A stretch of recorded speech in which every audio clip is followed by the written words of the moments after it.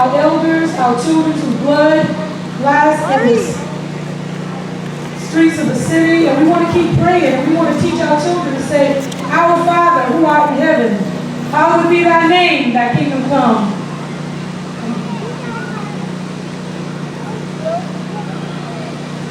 Thank you for coming out, and I hope everybody enjoyed themselves, and most of all, I hope everybody listened to our wonderful speakers so you can get the message about how to live in a positive lifestyle and how important education is in your future. If you prepare yourself educationally, tomorrow will be yours. It's really important that we all prepare ourselves right now, and it's really important that the parents instill this in their children, because your future is involved in this, and without a good education, or without a good trade, everybody's not college material, we understand, but we need laborers, we need skilled workers, plumbers, carpenters, we need engineers, we need electricians. All these occupations to make a good living for everybody. And we want you guys to prepare yourself, and we want you to know how important education is. Please make that your priority. Good afternoon. Good afternoon. My name is Tony Center. I'm one of your downtown neighbors, good friends with Linda and Lawrence Bryan, and we want to welcome you and thanks for coming to the second annual LB Forward and After Celebration of Life afternoon. And we are all indebted to Linda and Lawrence for putting this on for their terrible loss, to turn that into something positive, to encourage people to go to school, have a good, honest job, and contribute to your community. Thank you, Tony. Thank everybody for coming. I know it's real hot out here. One of the things I want to say is the LB4 Foundation is a super project. One of the things that parents need to do with their kids now is show them a lot more love. If you show them a lot of love instead of ignoring them, they won't be one of the statistics that comes in my facility out there on Carl Griffin Drive, believe me. You've got to take your kids back from these people. Make them one who wants to get an education. Want them to want my job. And people say, well, I can't have your job. Yes, you can. I graduated from Savannah High School just like Tony and Lamar did. I don't have a college education. I'm your sheriff for your county now. You can do whatever you want to do. You have to put your mind to it. You know, kids, school is back. You got to do three things when you go into school. You got to stop, look, and listen. You got to stop what you're doing, look what you're doing, and listen to parents. Listen to parents. They've been there. They've done that. They got the t-shirts to prove it. Have they made mistakes? Have I made mistakes? Yes, they have. But they don't want y'all to make the mistakes. We want y'all to grow up to be productive citizens in the community. I kind of look at kids nowadays like the little train that's climbing the mountain. I can't. And then it was I can, and then I succeeded. You can see that whatever you want to do in life, as long as you put your mind to it. As Tony said, education, very important. For adults, this is a driver's license. When you go to the driver's license bureau, they issue this to you. They can come take that anytime that they want to. But once you get an education here, nobody can take that away from you. It's there with you from now to eternity. Parents, school is back. Speed zones into speed zones of what they mean. There's no tolerance. If you speed 40 in a 35-mile-an-hour speed zone, they're going to give you a ticket. You got to look out for them kids, these young ones, just like ones down here. You never can tell what they're going to do. They might just guard out in the road. So you got to be conscientious about your driving in the school zone. And again, everybody have a great day. Parents, love your children. Tell them you love them. Put your arms around them. Be someone that's there for them. Don't make them go looking for somebody else besides you. You're the parent. You want to have it. You have to take care of it. My hat's off to Linda and her foundation. I appreciate y'all letting me come speak for a few minutes. And first of all, I'd like to bring greetings from the city of Savannah, from Mayor Eddie DeLoach and the entire city council, city manager Rob Hernandez, and I would just take just a few minutes to just say thank y'all for coming out here today. I've heard some mention about school being back. Yes, school is in session. School is in session.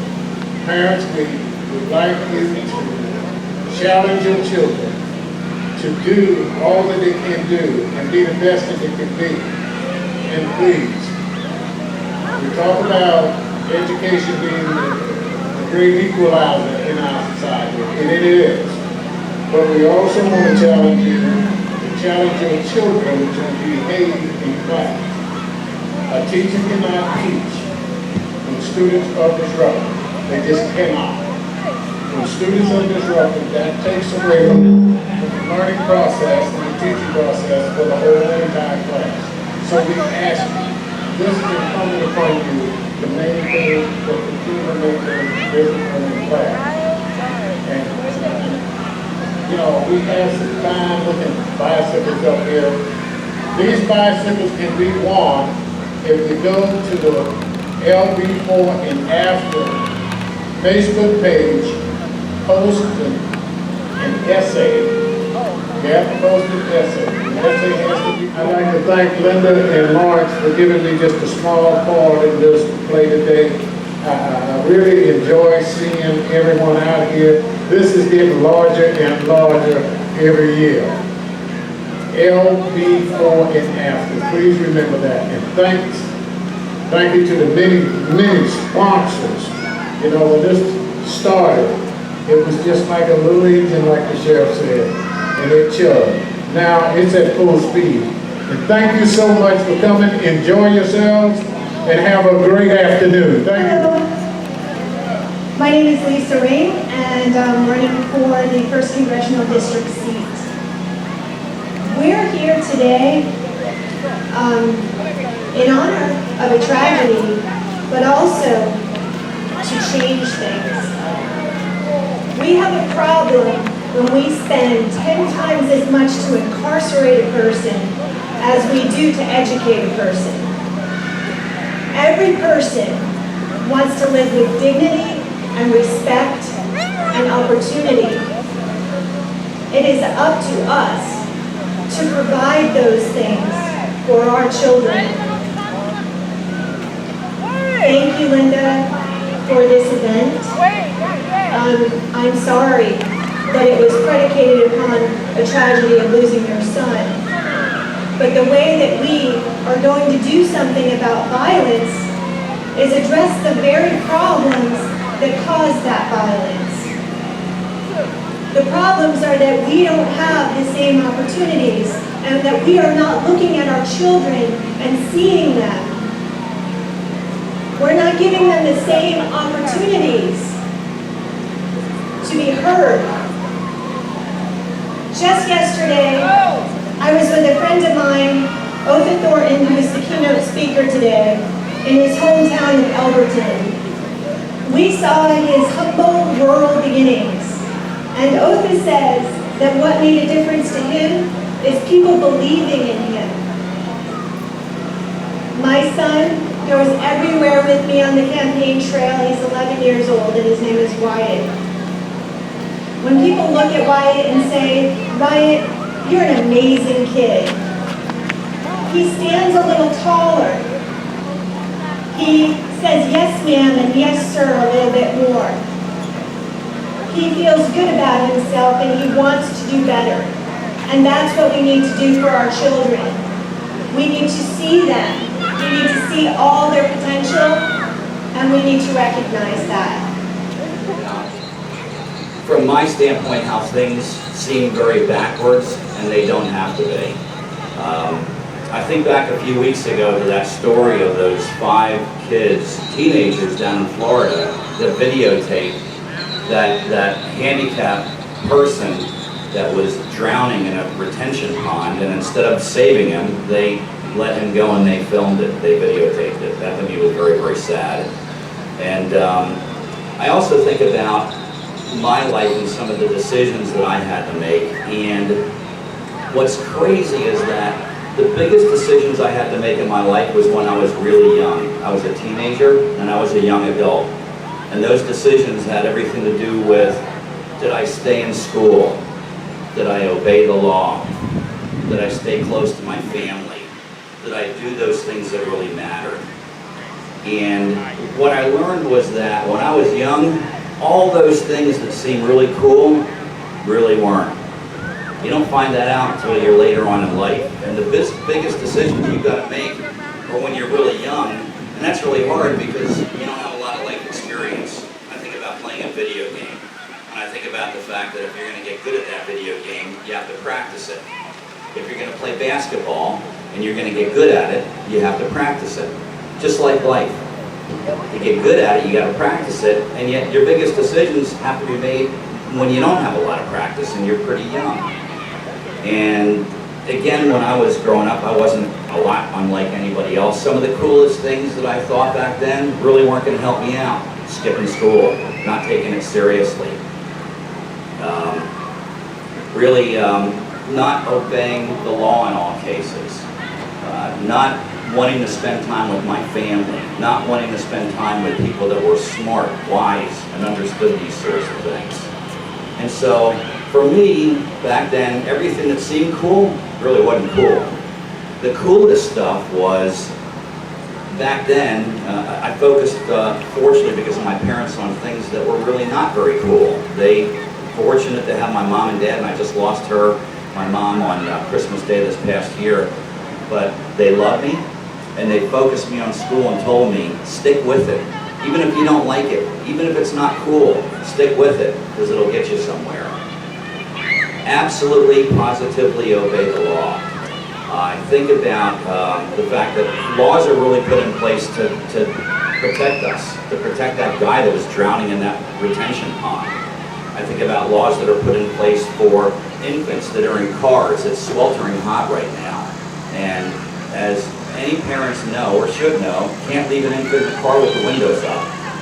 And I wonder if everybody would stop and think, what if they were that infant and they were left in that car? Laws really do matter. What else matters is sticking with your family. You know, I always had to eat dinner with my family every night. And to me back then, that was pretty uncool. I gotta eat dinner with my mom and dad, my brother and my sister. What I didn't realize was that was really cool. Because when you have a hard time, when you need something, that family is the same family now that'll be there no matter what you need. If you have a high school teacher, you have a school teacher, you have a minister, somebody that you look up to, and it might not be the coolest thing to hang out with that person, but at the same time, those are the kind of people that really care about you. I mean, if you look around, I mean, of this wonderful foundation and organization and all these people that are here, people care. It really matters. So I want to give my heart and my soul to everybody who was in that club.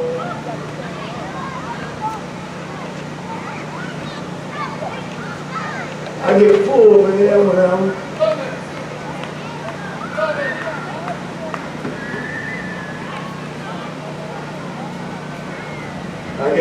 I talk about it.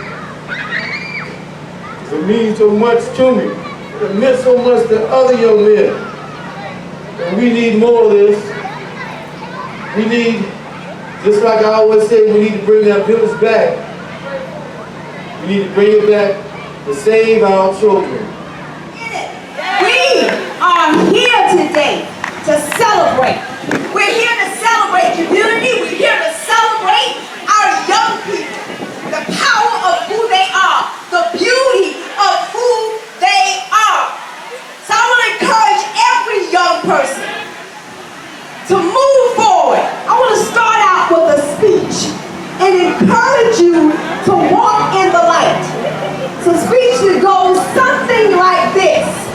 It is not our inadequacies that most frighten us, but that we are powerful beyond measure. It's not our darkness, but our light. We ask ourselves quite frequently, who am I to be brilliant?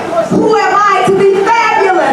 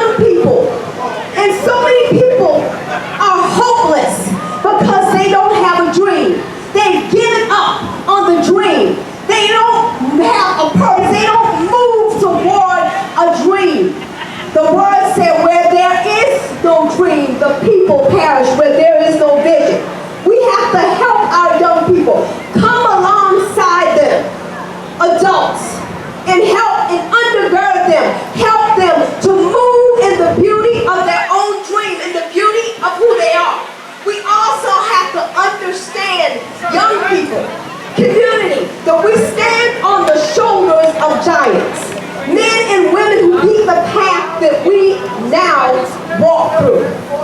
If we're going to shine, young people, old people, community, we must tell the truth, be honest, walk in the 4 C's of community building. We have to, number 1, we have to be competent, be involved. Parents, don't just be involved when things are going wrong, be involved all the time.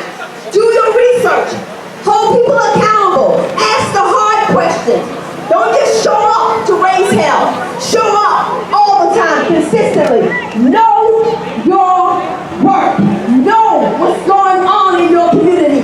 Keep your hand on the pulse of the community. We must be confident. We must know the facts and tell the truth. We not only have to be confident, but our young people, they look to us to be consistent. So many times we start, but we don't finish. The race is not given to the swift, but to those who endure to the end. We have to be consistent. Our young people, they need us to be consistent. And then we have to be collaborative. We have to work in the spirit of unity. We can't turn on each other. We have to turn to each other. We have to build each other, lift each other, walk in the spirit of collective work and responsibility. I am my brother's keeper.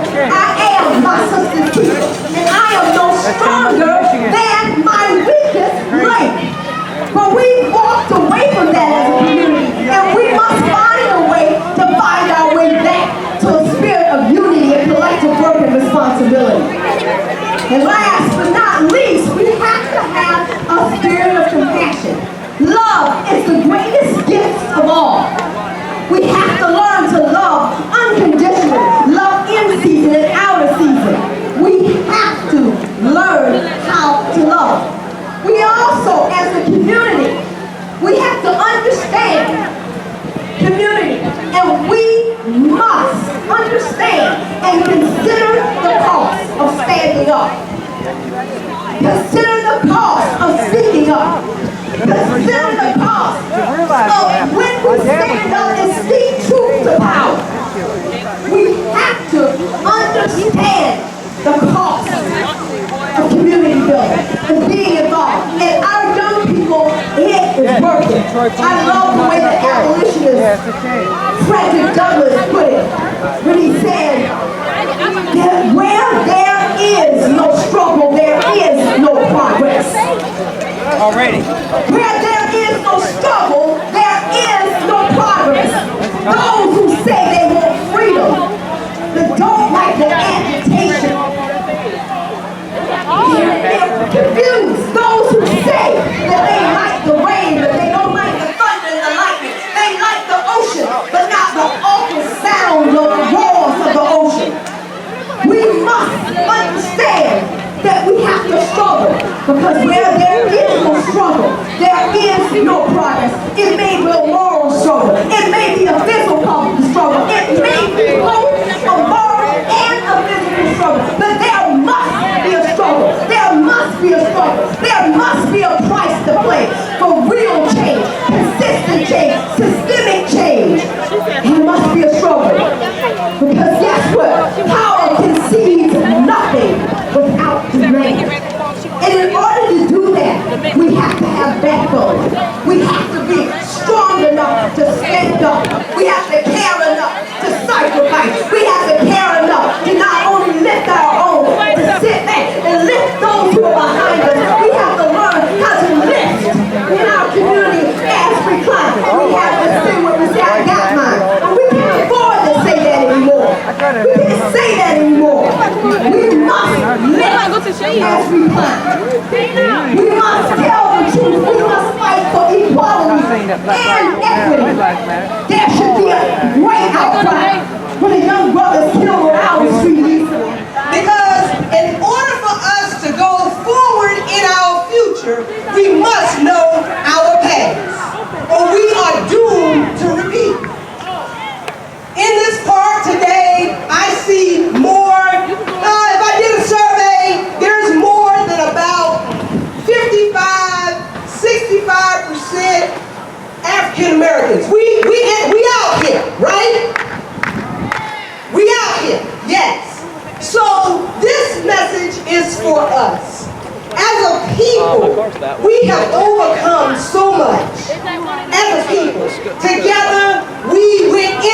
slavery. Together, we have fought in the civil rights movement, and before then, there was Jim Crow. There was sanctioned discrimination. Many of us in my generation have tales of our grandfathers and great-grandfathers being ushered out of their houses in the middle of the day or in the middle of the night and never being seen again, or being found hung on a tree 2 or 3 days later after they were just persecuted, tortured, and killed. But right now in 2017, we have fought so many fights to keep those things from happening that we can stand freely in a park on any day and speak what is our truth. Now, what is our truth is that too many of our children are dying. Too many of our mothers are crying. Too many of our mothers and fathers are visiting prisons and visiting graveyards because we, in our generation, after the civil rights movement, we forgot about the children. When we, during the civil rights movement, when everyone was coming together, we knew that it took a community to watch a community.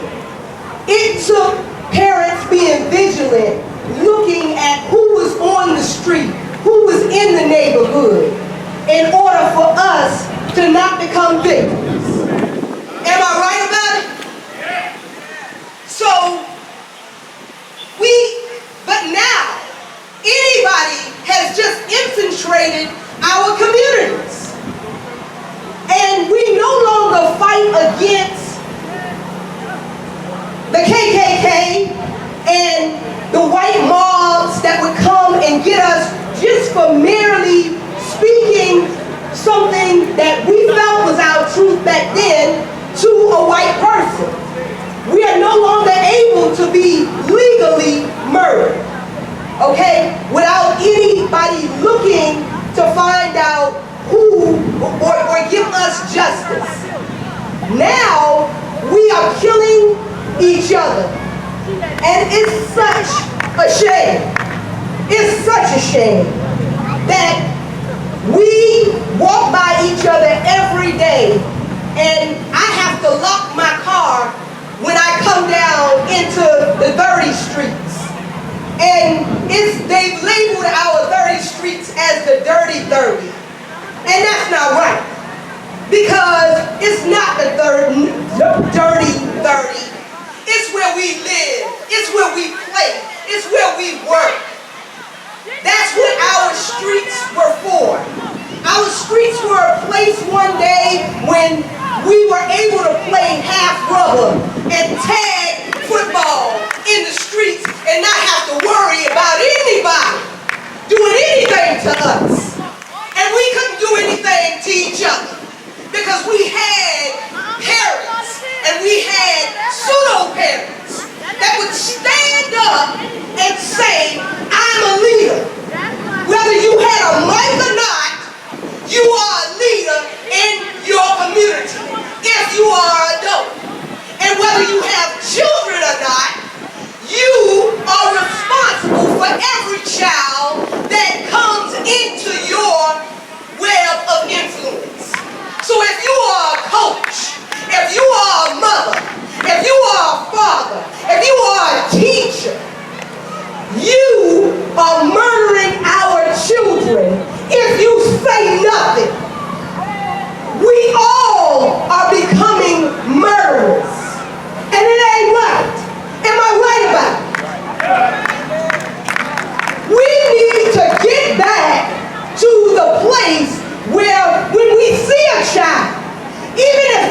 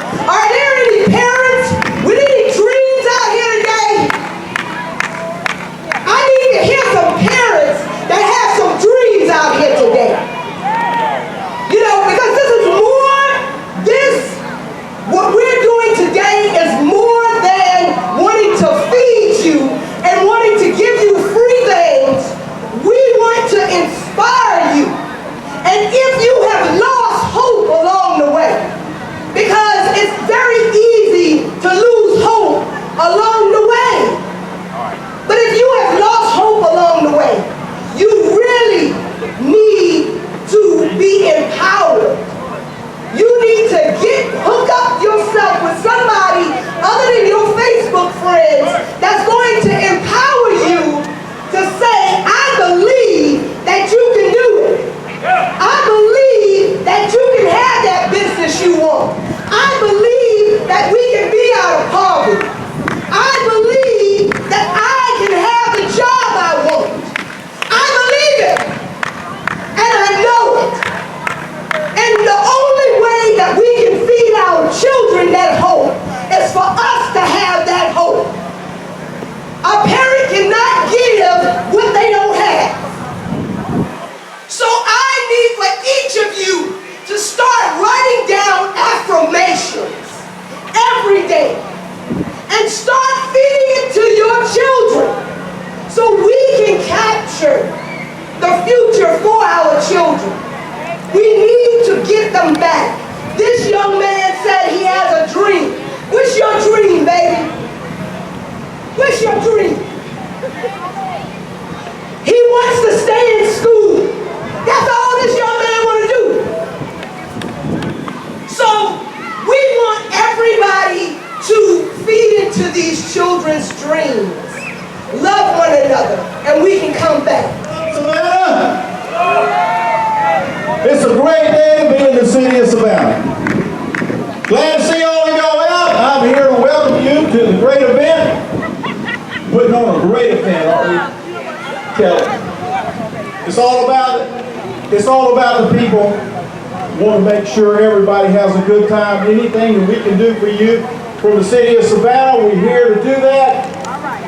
Come by, I'll be around here for another hour or so if anything you got on your mind, come grab me and talk to me about it.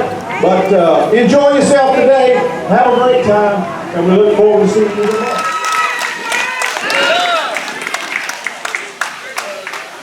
My name is Wayne Ambrose. I'm a 12-year-old 7th grader at a STEM academy. I want to thank Lawrence and Linda Bryan for having us all here today. It's great to see so many people come together for a great cause. We've come together to have a day of peace, celebrate life, and be kind to one another. I would like to think that we can do those things every day and not just one day out of the year. I think that can happen if everyone would just make a conscious decision to make good choices. As a young person, you always need to remember to make good choices because one bad decision can haunt you for the rest of your life. If you're a good student who makes good grades and wants to succeed in academics, just one bad decision can prevent you from getting to the high school or college of your dreams. If you have a particular career in mind, just one bad decision can prevent you from ever getting hired to that dream job. If you're a really great athlete and you have college and professional sport league scouts watching you, just one bad decision can prevent you from getting into that college or professional team of your choice. I think attending school, finding a favorite sport or hobby, or even serving your community can keep you from making a bad decision. I believe that a good education is very important and helps you discover what you want to do in your life. I also love sports and I love playing them with my friends and family. I also enjoy community service. I am a part of an organization called Flip Flop Drop. We provide flip-flops to shower facilities and other homeless shelters, camps for kids, and we even brought about 500 pair of flip-flops today. This past year, we provided around 6,000 flip-flops.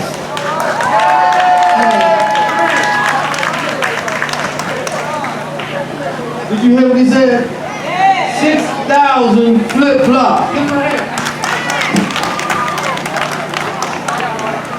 Doing something nice for others gives you a really great feeling on the inside. There are many positive programs right now in our community if you guys want to join. And I think it would be a really good decision because it keeps us out of trouble and it makes us feel good. Thank you.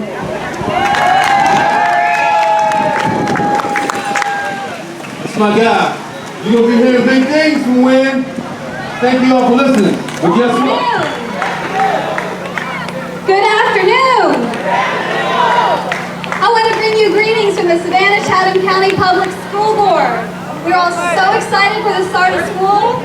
We know that our babies have already been in school for a couple days now, and I hope that everybody is settled and excited.